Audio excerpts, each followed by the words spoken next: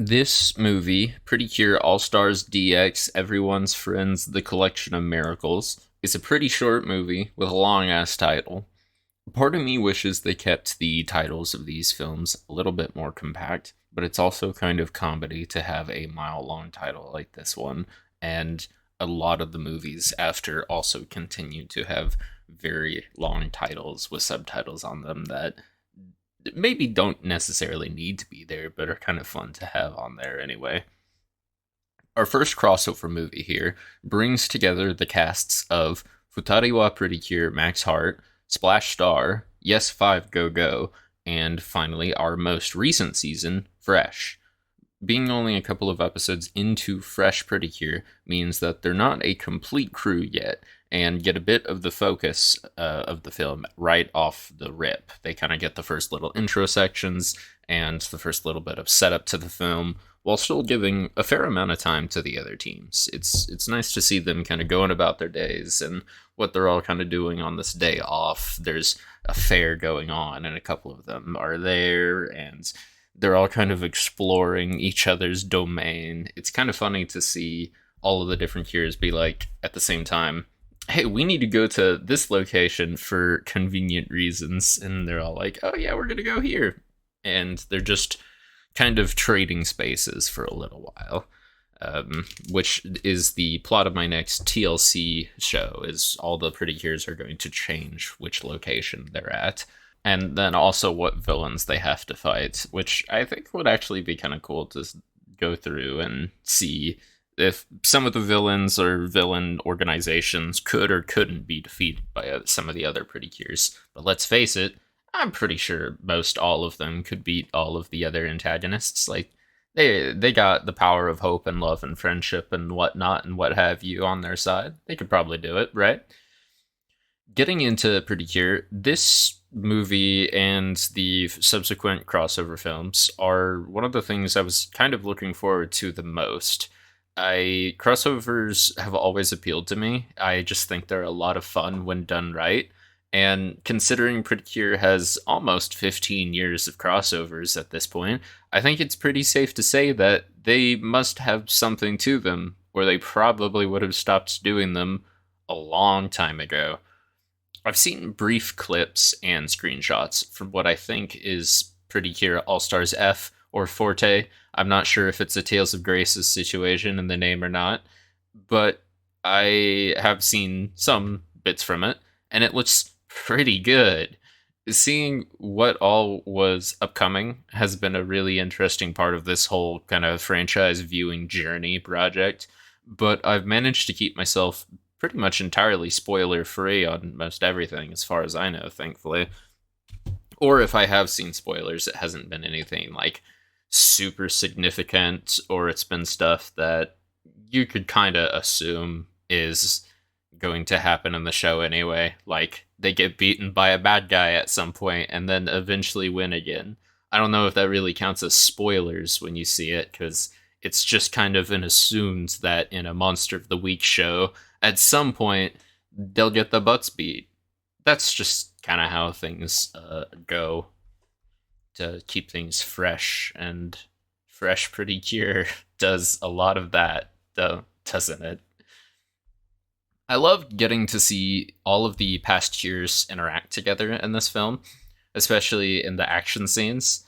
I wish that the Fresh girls got a bit more to do, which is a monkey's paw for the next crossover film, which I've seen before writing this little review of it. Whoops.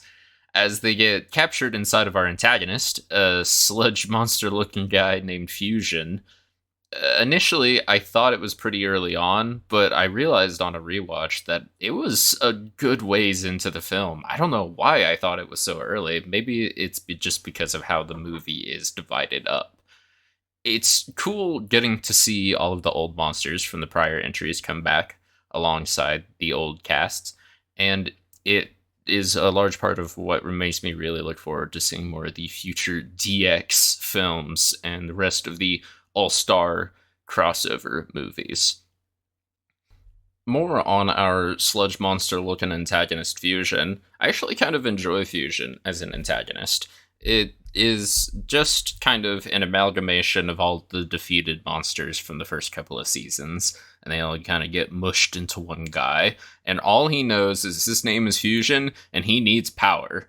So he just starts throwing down slime globules onto Earth and hoping that some of them manage to absorb things that will grant him power. And that's fine and all. But monster antagonist that just starts absorbing stuff is always kind of a fun concept, in my opinion. It's a very scary one, a la the Blob, but they do it a little bit more intimidating when they are allowed to have magical girls come and beat his ass whenever he's actually trying to start absorbing things. I do think it's a little interesting that Fusion is kind of an intelligent antagonist, despite just existing to absorb things and power. He shows up and fights the Fresh girls and pretty much immediately loses. Like they put on a good fight, and he's very clearly strong because they're having to get serious against him. But they the fusion quickly dissipates and then just kind of starts sneaking around once the Fresh girls and Tart split up, so Tart can go warn the other fairies that, oh hey, something bad has shown up and it wants to eat our magic powers. The fusion follows Tart and starts trying to absorb all of the other fairies. And because the fairies there are saying like, oh, we gotta go find the PreCure because they'll be able to beat this thing if we can get them all together. And from then on, when the rest of the fairies start showing up in front of the other PreCure and are like, hey, things are bad, you gotta get out of here. Since all of the fairies are showing up to, at first, not the girls that they are partnered with in their seasons, it is interesting that Fusion is able to pretty much immediately discern that they are PreCure, because they aren't running from him, for one thing, but also because these are girls that the fairies immediately go to and are drawn to. We know they have magic sensing abilities. We see that in the shows all the time, and we see it right off the rip in this movie when Tart is immediately like, man, something's weird. Oh wait, no, whatever's weird is above us. That's bad. That's really bad. And all of the fairies kind of know when something is going wrong and when dark magic is afoot. So it's just kind of fun seeing the opposite end of that, with Fusion identifying who the PreCure are rather than the PreCure identifying who the antagonists are. But I guess they never really know who their antagonists are until the antagonists start antagonizing, which is fine. They don't need to. But I also just really like Fusion's design. I think metallic humanoid that is kind of just made of a living liquid is fun. It's very, very Terminator. And I think that there are a lot of series that run with that concept and have some fun with it. I mean, he kind of just almost looks like a variant of Living Liquid from Final Fantasy. But plenty of series have Metal Goop monster antagonist or just Goop monster antagonist.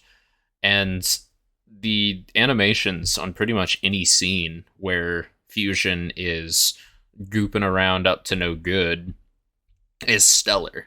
Like, the animation in this movie is pretty phenomenal. A lot of the fight scenes are very cool, especially the ones later into the film. And not to say the early ones aren't, because they're very, very good. I really liked getting to see the fight scenes in this film and then going back and rewatching the fight scenes because they are crisp and they're clean. And I think a lot of the time, the movies do the fight scenes the best out of the series. The finales of each season will often have a lot of really cool, really high impact, awesome fights. But the movies, since they're more self-contained and they're shorter, but probably churn out a little bit more money in the immediate, they kind of get to go hog wild on a lot of the fights. And they do that a pretty good amount in this film, because it'll be all the girls having fun for a little while, running around, playing, and then fight will break out. They do their 10-minute long transformation sequence, and then they just get a really cool fight for a little bit. The fight right off the rip when Fusion first shows up in front of the Fresh Girls, I don't know if it's my favorite in the film, but it's still just a really fun fight. And they display a level of coordination which I feel like they don't in a lot of the rest of the season. And just getting to see them flip around each other and work coordinated attacks out that quickly and jump into the air and then all three of them kick off one another so they can surround their opponent is just a lot of fun to see. And each of the different PreCure teams gets to do kind of cool moments like that throughout the film. And highlighting how cool some of this stuff can be, I think, is just almost the purpose that these movies tend to serve sometimes. And that's a fun purpose for them to serve. One thing that was a little bit confusing about watching the animated short that was set before the last PreCure 5 Go Go movie is that the girls meet there from our first three seasons. They know each other in the movie then, after they have met in the maybe 5-minute long animated short. And then a lot of the animation from this animated short gets reused again in the final fight against Fusion for this film, which, like, makes sense. It's PreCure. It'd be kind of weird if they weren't reusing animations all the time. that's kind of their MO. But still, it's kind of funny to see that a roughly 5-minute animated short story was canonized by the first crossover entry, and that they were able to use that footage and then still incorporate 3 more PreCures and a fairy that weren't. I don't know if they didn't exist at all at the time. They probably existed in some conceptual phase. I don't know what the dev cycle of a PreCure season is, other than what I heard about Healing Good being prepared like 3 years before 2020, and then it was airing in 2020, and we kind of know how that went. But I think it's always just kind of fun to see what they choose to do or don't reuse. I think coming back to this film after having watched a little bit more of the series and then thinking about how to put thoughts together for a review of it, which is turning out to be very difficult, is kind of fun because I don't know, I just feel like I'm kind of enjoying it more after having watched a ton more PreCure. That might be the brain rot talking, but who knows? Because I took some notes as I was going through the rewatch, and it did enjoy getting to see more of the coordination between them. Each of the fights felt way more dynamic, and I just kind of got a deeper appreciation for what they were doing in the film, even though it's goofy children's show. Like how they introduce the mascots when they're all talking to each other, because it's Coco and Nuts walking down the hallway in their human form, discussing, oh, we need to let the other royals know and the other members of our chapter know. And then they open a door, and then it's just goofy plushies talking to each other using their mascot voices, like, hey guys, what's going on? And then all of the other mascots are like, yo, it's our good friends. How is it hanging, guys? Immediately followed by a very diegetic explanation of the miracle lights, or the rainbow miracle lights as they were in this film, where rather than breaking the fourth wall to explain the miracle lights like they did for the Yes PreCure 5 and 5 Go Go movies, they are just explaining it to the other mascots. That it's very clearly intended for the audience, but it's just kind of funny seeing them explain it to each other and try to pretend like, no, it's okay. This is an in-universe explanation. We're not breaking the fourth wall here. This movie made me want food, because like half of the conversations they end up having, if they aren't yelling about friendship or fighting, It's about food, which are the four F's. Uh, four? Three. Friendship, fighting, food, and Freddy Fazbear. Because they kept talking about takoyaki at the start, because the Yes Pretty Cure 5 girls were going to the takoyaki stand, and they were talking about food later on when they were all beaten and bruised and decided to just absolutely disrespect Fusion by saying, oh man, we're pretty beat up right now. But man, I could go for some takoyaki and like some bread and choco cornets. That I could just really go for some snacks right now. Never mind the fact that this guy, he's kind of trying to kill us. But they aren't worried about that because they're not going to lose. And they know that because they're pretty cure and they believe in one another or something like that. You know how it goes. But I think my initial thoughts of the Fresh Girls getting to not do a lot until the end of it, because they do get to be the focus of the final shots of the confrontation with Fusion when they actually use all of their powers together to absolutely annihilate that dude. The scenes where they all fight different bits of Fusion and the different monsters from the previous seasons are very divided up. They don't get a whole lot of crossover in the film until much later into it. I don't know if it's quite halfway. I wasn't checking the runtime on it, but we get several scenes that are purely one season's characters, the next season's characters, etc., until they actually finally start grouping up towards the end of the film. And I think that's kind of part of why I felt like the Fresh Girls didn't get to do much, is because after their initial scene at the start of the film, they don't exist until they almost get eaten by Fusion because he puts them in his belly and says, I'm going to absorb your power now. You won't have to suffer anymore once you're absorbed into me and your consciousness fades away. And I said, hey, dog, that sucks. That's kind of bad, man. And he says, nuh-uh. And then the other Pretty Cure show up and break them out. And we love to see some girl bosses winning.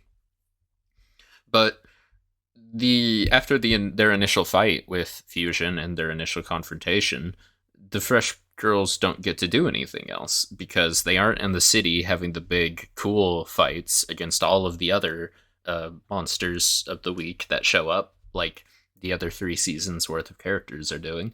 They get stuck inside of Fusion and they are having their emotional debate with the antagonist, as they are legally mandated to do in any Pretty Cure film. But they are just kind of getting beaten down the entire time until all of them group together and then they show up and beat him, like I was saying. But I don't know. It was part of what made me want to see them be able to do more in the film, which I think is spoilers for my next review, something I kind of had a little bit of an issue with. It's not like a huge problem, but it is noticeable to me. But I don't know. I kind of wish that the Fresh Girls got to do a little bit more, because this is the movie that they get at the start of their seasons, and this is when they start the trend of Pretty Cure movies existing 6-7 episodes into the start of the season with a crossover to show off all the fun characters they've had throughout the years of the franchise. And rather than highlighting the ones who are new to the series, they just don't spend a lot of time doing anything with them. They treat them the same as they do any of the other characters, rather than giving them just a little bit more limelight. But they get their limelight eventually, and I don't know, they have the entire season ahead of them and their own movie ahead of them after the fact. But I don't know. It's just, I don't know. It's just something that I kind of wish they did a little bit more in this one when I was initially watching it. But I think that there's a lot of stuff to like in this film. It's very well animated, for one thing. They have a lot of fun fights, and it's just cool getting to see all of the characters again. And knowing that they continue to do crossover films is cool because even once their seasons are done, they never really just go away. They don't stop existing because Toei Animation wants to make money on them forever. We know this, but it's also just fun to see the characters that we like from previous seasons get to show up again and get to continue being relevant and interact with newer members of their series and see how many different variations of Pink Girl or Yellow Girl or whatnot that they can manage to make and how, all the different powers they end up giving them. Which the Dragon Ball Z fan in me wants to see more cool moves, more super beams, more transformations. Um, which I think is part of why during the attack sequences, the scene with Bloom and Egret is one of the coolest. In the final confrontation against Fusion, they all get just really good, really cool Dragon Ball Z ass scenes of running across Fusion's arm. I feel like that's kind of something the Fresh girls do a couple of times is sprint up a giant monster's arm, and the Splash Star girls fly into the air, and then Bloom and Egret transform into Bright and Windy and get to use a different set of magic attacks, and which is really cool. Seeing them as the only ones who get to do that is sick. It whips, it goes hard. And I think that the final beam clash is really fun because they basically all shoot their magic attacks together, and Fusion does a big old Kamehameha stance at them. The scene leading up to it, where it's just them coming together for their final bout, is really great. The sequence of the different pairs and trios holding hands and flying around in the air as they got charged with magic was really cute. And I liked getting to see a big finisher from the cast at the same time because they have so many girls to put on screen. They all have to shoot the beam together for it to work. And it's part of the fun. I forgot that the endings also were still 2D animated at this point because Fresh is the first one to do the 3D animated dance sequences. So part of me, especially having not watched this movie in a while, going back to watch it again, wanted or expected, I guess, to see dance sequence at the end with all of them in Magical Girl mode in CG form. But it was actually just a bunch of 2D cards of them hanging out or eating snacks or on rides at this festival or fair or whatever it was. And I honestly kind of prefer the 2D cards to the ending dance sequences. The dance sequences are very cool. I enjoy them a lot. They're very fun. But the multiple shots of 2D cards gives us way more time to see them interacting and gives us way more content overall, because it is different scenarios, they are doing different actions, it can be arranged differently. You can slap 3 from Yes Go Go in with 1 from Splash Star and 1 from Max Hard, and then one of the Fresh girls is just hanging on top of one of them or something. I don't know. There are no rules. You can just do whatever. But with the dance sequences, they are always going to be in some sort of formation that is going to be a lot less freeform. And the 2D cards just allow for a lot more fun to be had with that. But they can kind of do that stuff throughout the entire movie. I did like this film. I thought it was fun. I enjoyed it, I think, a little bit more on my rewatch than I did on my initial watch. But I think it's pretty good. I liked it. It's a good film to watch with people, even if they aren't familiar with the series, just because it gives you a little taste of what's going on with the rest of the seasons. But I think this movie's a fun 7 out of 10 film. It's pretty good.